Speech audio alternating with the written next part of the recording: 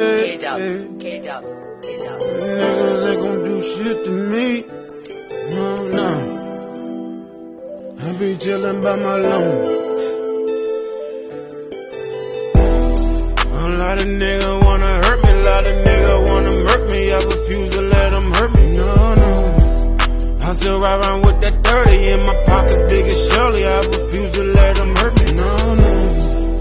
From the backyard to the woods, nigga, to the street shit. I don't act hard, I spit facts, nigga, that's street shit. Niggas already know I'm still on that street shit. And everybody got guns, nigga, to the beef hit. Ride around with that thing cause niggas plotting on me. Dead nigga come run up on me, this Glock make his ass back up on me. Pussy niggas wanna hate, yeah. Pussy niggas always fake, yeah. Different breed can't relate, nah. I just wanna get the bank. I just wanna see the money grow to the roof. I can't fuck with these sucker niggas cause half of them can't shoot. 1 week you in red flags and the next week you in blue. 1 week you with this squad and the next week a different crew. Nowadays no loyalty, swear that shit is a part of me. Swear that shit is the heart of me. Swear I had to learn the harder way. Take a perk just to ease the pain. On my knees had to pray today. Keep the drum like an 808. But it's safe to say I made it out the struggle with my niggas. And they don't know I had to struggle just to get here. I swear to God I had to struggle just to get here. I don't care if I don't fit in. What else I got to prove? A lot of niggas wanna hurt me. A lot of niggas wanna murk me. I refuse to let them hurt me. No. I still ride around with that 30 in my pockets, big as Shirley. I refuse to let them hurt me. No. From the backyard to the woods, nigga, to the street shit. I don't act hard, I spit facts, nigga, that's street shit. Niggas already know I'm still on that street shit. And everybody got guns, nigga, to the beef hit. Streets done got me traumatized. Streets don't love nobody till somebody die. Real shit. Born around them niggas who so drug nigga all around the clock. Wake up the next morning, another body drop. Now the block is hot. Uncle always told me, boy, you better make sure you keep a Glock. Cause niggas out here plotting for your shit and they won't take the spot. All these bodies dropping, nigga, you will never see the cops. Niggas claim they fuck with me, but every day they be with ops. I can never leave my squad. They don't know what we been through. They don't know what we been through. All that fake shit we see through. All these niggas asking for attention like some bitches. I don't give a fuck about your feelings, I need millions. I came straight up out the gutter with this shit, the trenches. I can't give a fuck about your bitch, she trickin'. I feel that I am lucky, I am here, the realest. A lot of people mad that I am here, you feel me? A lot of niggas wanna hurt me, a lot of niggas wanna murk me. I refuse to let them hurt me, no. I still ride around with that 30 in my pockets, big as Shirley. I refuse to let them hurt me, no. From the backyard to the woods, nigga, to the street shit. I don't act hard, I spit facts, nigga, that's street shit. Niggas already know I'm still on that street shit. And everybody got guns, nigga, to the beef hit.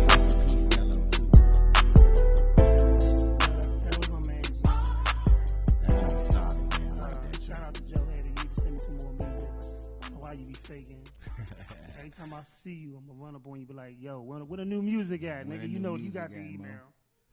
Yes, sir.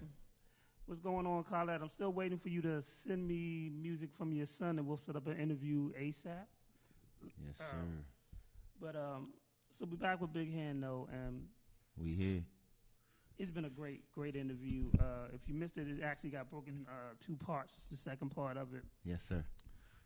We just talked everything. The first part, talked everything hip hop, but now, you know, I just want to sit back and listen, and give you the floor and let you tell the story of your truth about what happened with your brother and stuff like that. Okay. So, my brother, he was 30. His birthday was January 31st. So he decided that, you know, he wanted to go hard full time with his music. And the way to do that was to move out LA for a little while, you know, get some connections there while I still do my thing here. Because, you know, I got the family, so I can't just up and go like him. He can, you know, he didn't have any kids. He can up and go as he pleased. So he decided he would go to LA. So we talked on it briefly. And his initial departure date was supposed to be like February of 2019. He decided for whatever reason, I still don't know the reason to this day, he was going to go 2 months earlier. Don't know why. So when I talked to him, he told me that the day was January 2019, February 2019. One day I called him. He on the bus on his way to LA. So I don't he like. was that dedicated. He took the bus. Yep, straight like that. He took the bus. He rode the bus all the way down there. I'm not sure what kind of drive that is. I think that's like 16 hours. It's a long time. It might be like 12, 14, something like that. So he rides the bus. He takes the bus to LA. And I never talked to him after that. When he decided that he was going to go to LA, that whole 2 weeks he was in LA, because it only took him 2 weeks. He was only there 2 weeks. That whole 2 weeks, I never talked to him. So one day, Mom's called me and was like, I can't get in contact with your brother. Try to get in contact with him. I figured, he's busy. He's busy, Mom. He'll get back to you. Or maybe he, I don't know, because he's miles away. So call him. I call him. His phone goes straight to the answer machine. It's happened before. No red flag. I call right back. Answer machine. Left it at that. A day goes past, and I have another younger brother, Latrell. He's 26. So I'm at work. He calls me. He like, man, he's just sound distraught. I'm not sure what's going on with him. I'm busy at this moment. So he called me. He like, man, they killed Mello. So my first thought process was like, some guys, he got into it with somebody, they killed him. But then when he started breaking down the story, I realized that he got killed by the LAPD. So he wasn't there 2 weeks. They killed him, shot and killed him on October the 29th. That's sad. That's crazy. Yep. So I never got to talk to him again. And yeah. So what was their reasoning for? Well, they said, that he tried to grab the taser. So that made them grab for their weapons and, shoot him. I've never heard of anything like that. I've never heard of people that's trained to de-escalate a situation feel like, this guy was going to grab a taser and kill me. So I decided to pull out my gun and kill him. And how many cops was involved in this? 2. So my brother was about 6'2", 250 pounds, right? So he was dealing with 2 cops. It was it seemed like a Puerto Rican cop, and I don't want to, judge her because I don't know, but she seemed Puerto Rican, and the other guy was Puerto Rican as well. So they were like maybe 5'5". So first and foremost, they're not even supposed to be addressing that situation without calling for backup, because it could get out of hand. He's a big guy. So they came in, and we've actually, us as the family, when I say we, I mean the family, we've actually seen the tape of how it went down. So when they came in or whatever, they were already at the point where, they was, for lack of better, and I'm paraphrasing, the cop says, you better hurry up and get your shit together because I don't have time for this today. So, not to be on that whole fuck the police mentality, right? But one, what people don't realize is, for a long time, people, and I talked to somebody who they knew or they dated a police officer here in this area. So for a long time, I was under the impression, and maybe through movies, and maybe at once upon a time it was like this, media, that cops were meant to shoot the wound. No, they meant to shoot to kill. And then I find out they are trained to shoot to kill. Right. So when they pull up that pistol, once they squeeze, it's usually a death sentence.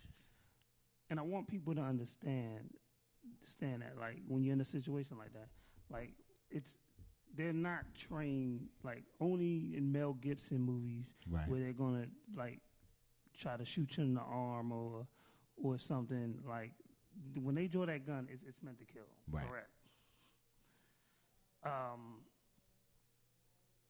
So what is the status of going on with the cops? Have they been? Well, they've been doing a lot of shuffling, and when I say shuffling, I would say the first 2 or 3 weeks, we couldn't get in contact with, because it's a family liaison. Yes. That works with the police department. That's supposed to reach out or be available for the family to ask certain questions. Where's his belongings? Stuff that a family would need to know in the event of a tragedy, police, shooting. He just really hasn't been available, and it just seems like we don't know the cop's name. You're supposed to know the cop's name. He's supposed to get some type of psychological report, and there's certain things that go into play when a cop is involved in a shooting that we haven't been privy to. So what I was, being as though I'm in the entertainment field, I'm really good at reaching out to people because I've been doing it on, the professional side. So once this happened, I kind of put the music to the side, and I was reaching out to like Black Lives Matter. So we got Black Lives Matter on deck. We got the DC faction and the LA faction. They've been really involved in helping us. They've donated money to help my brother get buried. They put us in contact with people. They do rallies in his honor. They've done candlelight visuals, so they've been really there for us in this event. And as far as the legal team, we have Johnny Cochran team on it. So right now, when we spoke to him prior the beginning of the situation, he was like, it's going to take some time. It's going to get frustrating, but you just have to hold on. So right now, we're at the point where it's taking time, and we're getting frustrated because it's just quiet right now. And, we're just waiting for a court date, certain things to go in order for, us to move forward. We had to do, autopsies on our own. It's a lot of stuff that we had to do to make sure that my brother gets justice. And I don't feel like, the police are instrumental in helping us figure out what happened. They're kind of like covering a lot of things up. It's sad because this is like one of those stories that hits so Yeah. close to home, and it's always swept Yeah. underneath the rug. Yeah. Several years ago, I remember I was talking to somebody, and somebody who I like grew up associated with. Okay. And she was a young lady, and they basically, I think it happened in Fairfax Hospital. She was tased to death. Oh man. She was in the psychiatric unit. This chick could be no more than 115, 120, soaking wet, and there was footage of it too. And the police guards said she had superhuman strength. Wow. These gentlemen, approximately 6 feet something, they looked a good weight, but they tased her to the point where, she passed away. Wow. And it's crazy when something like this, hits in your backyard, and we don't talk about it. Yeah, man. As far as what happened with your brother, being from the DMV, being from out here, and for him to be murdered like that, and we're not, no one's talking about it. Like, Nah, they kind of put a story out there, like he was at a 24-hour fitness, so they first said he was homeless. That was one of the things that they said. Oh, the homeless guy had altercation with the police and they killed him. So that was the first misconception, that he was homeless. The second misconception was that he was not supposed to be in the gym, but he was a member of the gym. You see what I'm saying? And it's just a lot of stuff that they've said and done that kind of put this dark cloud over top of my brother to make it seem like, because what I realized in this climate, all you have to do is act like we were aggressive for Because, you know, we got the angry black man compass going on. So you know what the funny thing about that is, and I was thinking about that the other day, for those that don't know. So basically during the 90s, right, Reginald Denton was assaulted through the LA riots okay, by several black young men. okay, And then they were acquitted, I believe, and the defense would use like the angry black man complex. I see that now. And now 20 years later, it come back to haunt us. Yeah, it because does. we get classified as the angry black man all the time. And then we wind up with situations from Freddie Gray to Mike Brown all the time where we can have a mass murderer go in and shoot up a church, but be calm enough. But be calm enough to walk out with a bulletproof vest on and to go have Burger King or some shit like that. Right. And it amazes me that this dude can come out unharmed where, you know. And as a black man, what does that do to you mentally? It breaks you down because, you know, and I've said this for like the last 10 to 15 years, it's open season on black men. Right. Like when my nephew, and then honestly, I got, when all three of my young nephews go out, them being in their 20s and you know, late 20s. You worry about like it. I'm scared. Yeah, you worry about them. Yeah. You know, I get scared. You know, you look at that phone. Yeah. You know, because if you get 4 black dudes in the car, you a gang. Yeah, you food to them. And I just don't get it, man. I can see how we can get the title angry black man, but if you run up all on me on my car and you using your power to your advantage, knowing that it's against the law, am I supposed to be happy about that shit? I mean, the craziest thing, like one time we was picking my nephew up for a show, and we parked in front of my mother's house. We've parked there 1,000 times just for him to, you know, run in the car and run out. Right. Literally, a police officer stopped and saw who we were picking up, and we began to argue back and forth. Well, why you know you can't do this? And I was like, all right, well then give me a ticket. Right.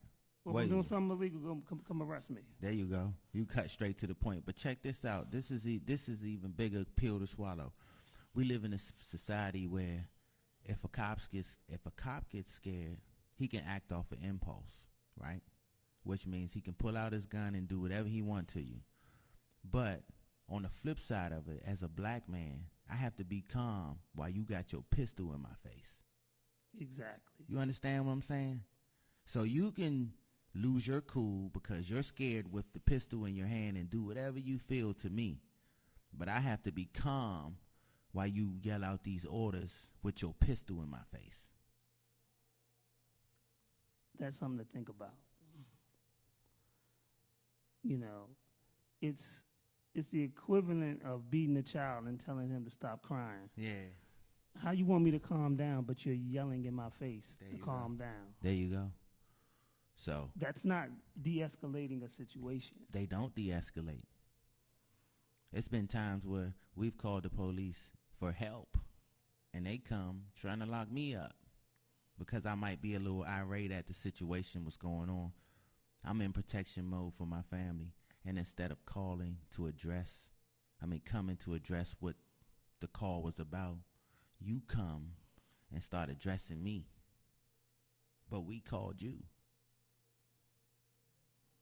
And see, that's the thing. When the habit of as a black man, you should not have to walk the streets in fear. And there's no other race that has to do this. Like, you're not seeing white people choked out or shot out. You don't. You know, wasn't it? I think early last year there was a chick who went into her house and went into somebody else's house and shot. She said that she thought he was in her house. Yeah. Yeah. Like, how do you not know where you live? How do you not know where your house is at? You know. Yeah. How did that happen? So situations like that, it makes you go crazy because it's like, damn, man. And he died. Yeah. He's dead. One of the biggest tricks and one of the most things people don't realize is that black men were not angry. Nope. We're not angry black men. And the thing is, you know why they keep telling us that? Because if they keep telling us that, eventually someone will believe it. Yeah, I do. I see the tricks of the trade with the media and, you know, how they operate. And I know I drive my wife crazy sometimes because I just sit in the house and be going crazy about all the injustice that I see. And I know she be like, man, what's wrong with this dude? But that's just how I am. I'm the stand-up guy. I'm the stand-up for the person getting taken advantage of. I'm the one that's looking at the dude bully the youngin', and I'm ready to stand up for the dude that's getting bullied. That's me. That's always been me. Well, somebody has to fight for these people. Yeah, that's always been somebody has to be a voice, and somebody has to say, you know, and teach them. You know, the crazy thing is this. If you're a black man that's confident, you're considered arrogant. Yeah. If you're a black woman that's confident, you're considered a bitch. Yeah. If you're white, what they call that. Proud. Yeah, what they call that. You know, he's great. Mm-hmm. Oh, if you're white, oh, she's strong. Yep. Pretty much. You know. You see how they did Serena? They said she looked like a dude. Why she built like that? You know, they talked about the way she looked. As soon as I'm not sure what that other tennis player is, but she's European. She looks like a dude. They didn't talk about her like that. They didn't. They didn't talk about her like that. Because white is beautiful. You know. See what I'm saying? It's the craziest thing. But if you control the media, you control the banks, you control the jails.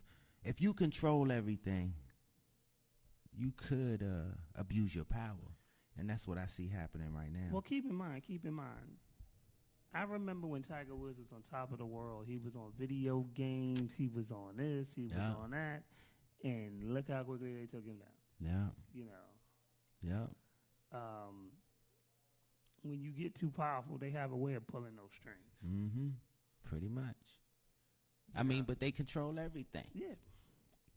You know, so because he cheated on his wife, he can lose car endorsement deals. He lost almost everything. But there are senators that are cokeheads. There's been presidents that have cheated on their wives. Yes. And no one says anything. Yeah, speak it. That's because, you know, they hide their sins. They cover them up. They wash them up. You see what I'm saying? We can't. Because soon as something goes wrong, they put your mug shot on the TV. You see what I'm saying? So they control everything. This ain't by accident, man. It's by design. They got it set up for us to lose. And as sad as it is, it's the truth. It is. Definitely it is. Don't talk about it to them, though. Because they're going to say, what are you talking about? I got plenty black friends. Doesn't make you not racist, though. So they got a lot of stuff that they do. And we could go on about it for hours and all day long. But, man. We're not. Nah. So, before we get up out of here. Yeah. What are them 5 do's and what are them 5 don'ts, man? We still need them answers, bro. All right, 5 do's. Like I said, the first one is believe in yourself. The second one is trust the process. You know what I'm saying? Trust the process. Move forward. Believe in it. Even if you fall, you can bounce back, man. It ain't how you start, it's your finish. Boom. There you go. Don't listen to what nobody say. Believe in you. The don'ts. The don't. Don't sign anything before you read it. Go get somebody to check it out. Say that one again in slow motion, please. That's the first thing. Don't sign anything before you have a professional attorney check it out. Because a lot of people going to see your talent and your gift and shove all types of papers in your face for you to sign so they can take your life away. That's one of the biggest don'ts. Because I feel like you have to mess up to learn. But that's one of the biggest don'ts, man. Keep your masters. That's number 2. Keep your masters, man. That's your money. That's your mailbox money. That's your bag. Keep your masters. Don't get rid of your masters. That's the money that takes care of your kids when you long gone. So let me give y'all a quick note on that. Yeah. So Biggie, I believe, signed away his publishing. Yes, sir. For $100,000. Yes, sir. So every year on an anniversary of Biggie's death, when we go out and revive Ready to Die, and you hear all the music playing, and hear all the music, and the you videos. wonder why Bad Boy hasn't made an album in like 15 fucking years. There you go. It's because we just keep buying the same shit and Puffy dances all the way. Pretty much. And he don't own them. He sold his masters. Yeah, One of the reasons that Rockefeller broke up was because Dame Dash, the only masters that Jay-Z does not own is Reasonable Doubt. Yeah. And Dame Dash owned those. And when he wanted those, Dame Dash didn't give them to him. Pretty much. So that's one of the main reasons that Rockefeller broke out. And Jay-Z would literally trade all of his masters because Reasonable Doubt was like his story. Yeah. You know, these other ones are albums, but that's his story. Mm-hmm. That's how important that was. It damn near broke up a friendship. Well, it did break up a friendship and a record company. Yeah. Broke up a dynasty. So your masters are important. So right now, De La Soul did not own their masters. Tommy Boy did. Yes, they did. Tommy Boy sold their masters, but then Tommy Boy bought it back. Tommy Boy was only willing to give De La Soul 10% of their masters from streaming because of Spotify, Tidal, and stuff like that. Rockefeller, Rock Nation has stepped in to help them try to get more, but because they didn't own their masters at the time, like you literally are falling back. People forget that hip hop was. Like, Def Jam actually started as an independent label before. And what happened once they started making money, Universal, Sony, I believe, bought them. De La Soul, I want to kind of chime in on what you were saying. Mm-hmm. Tommy Boy was about to release an album from them just recently, and they was going to only give them 10% of the proceeds. 10% of the proceeds and only 10% of their streamers off their old album. Yeah. That's how crooked they are. Yeah. So when you don't pay attention to what you sign and when you don't own your masters, that's what happens. But it's like big industry hand, rule number 4080. A couple people are shady. Yeah, they told you a long time ago. You just wasn't paying attention. You just gotta listen. Yeah, you just gotta listen. So you got another don't for him? Yeah, man. Don't believe the hype. Nah, man, that's enough, Joe. Like I said, don't sign nothing without getting your attorney to look at it, and don't give up your masters, man. Other than that, you're gonna be successful. As long as you can follow those two rules, those two don'ts, you're gonna be successful. Okay, all right. Yeah, because your masters is the money. Definitely. Yeah, your masters is the money. You got any upcoming shows, anything like that? Right now, no.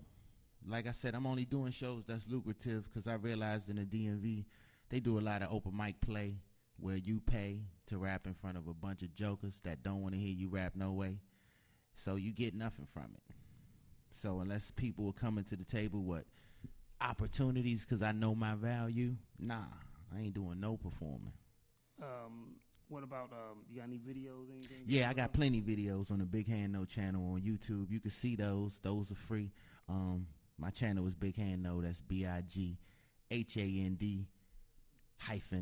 all caps. My Instagram is Big Hand No. My Facebook is Big Hand No. My Twitter is Big Hand No. And my official website is BigHandNo.com. You want to find me? You can get me there. Like I said, the website for the company and your entertainment needs is waste-entertainment.com.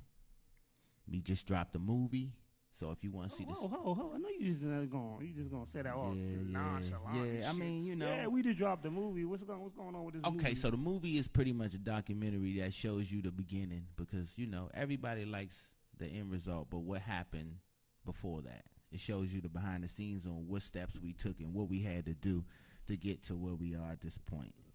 So you can see that on YouTube. That's available as well. It's called Waste the Documentary. So Waste is WASTE. The documentary. That's dope. Yeah, and all the music is on Spotify. I got plenty music. All y'all gotta do is Google it. It's free. Check it out. BIGHAND-NO. So. Oh, yeah, and Fuck No is dropping, which is the new album, June 28th, which is my birthday. Yep. Okay, dope.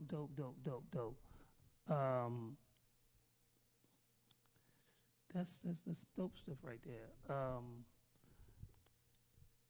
What else was I about to ask? I think you done covered everything. Shit. Yeah, I kind of threw it all on the table, man. Yeah, that's about it. I guess we're gonna play this last song. I gotta we're gonna end it. But yeah, we definitely. I didn't know about the little movie joint. Yes, though. sir. Yes, sir. Yeah, It's a check that full out. length. Yeah, it's a full length movie. For those of you that especially the young boys, like really pay attention to the first part of the interview where we tell y'all the difference of Spotify and Spinrilla, because one is going to cost you money to do something for free, and the other one it's going to cost you, but you can make something off of it. There you go. Just a big difference, and some big boy talk. There you go. You know. And FYI, man, if you want to know anything, and I'm seriously sincere about what I'm saying, if you want to know anything and I'm at the capacity to answer it, man, just reach out to me, man, because I feel like that's where I took a lot of, unbeaten paths, because they wouldn't answer no questions. I had to figure it all out. You see what I'm saying? And I like to help people, man. I don't want them to go through the same thing that I went through. I'm supposed to bless them because I'm blessed. You feel what I'm saying? So holla at me, man. BIGHAND-NO CEO at gmail.com. And that's not a real record label. That's not a Facebook record label. Yeah. Like, LLC type shit. Yes, sir.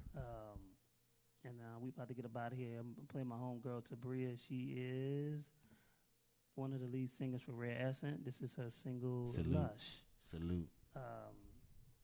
It's dope. So we're going to do that, and then we'll take some pictures to get up out of here. Yeah, this is what I was meant to say. So those of y'all that like tuning in every Sunday, I will not be on the air next Sunday. We are going to West Virginia that Saturday to judge a contest. Salute to Jet Radio. Me and my people who's at True Radio, they're on Wednesday nights at Listen Vision. Dope. Shout out to them. They come on 9. Actually, I'll be over there this Wednesday. Dope. But shout out to Black GOP, Sheeta P, and CP3. All these niggas got P in it. Right. What's wrong with that? But we'll be over there, and we'll be down West Virginia to judge something. So there'll be no show next week. But the following week we'll be back, and I love interviewing indie artists. I love hearing their stories, and just bigger and better things. Yes, sir. And then I'm thinking around about August, maybe September, we're gonna do a back to school showcase where we're gonna pack some backpacks for some kids. Count me in, man. And that is it. Oh yeah. And the Tourist Comedy Takeover, May 18th. We will be at Club Karma, and like I said, one of the headliners is Melanie Camacho and Hilarious Omar. Dope. So peace. Salute, family. Appreciate you having me on, Roh'keame, for real, man. Nah, it's all good.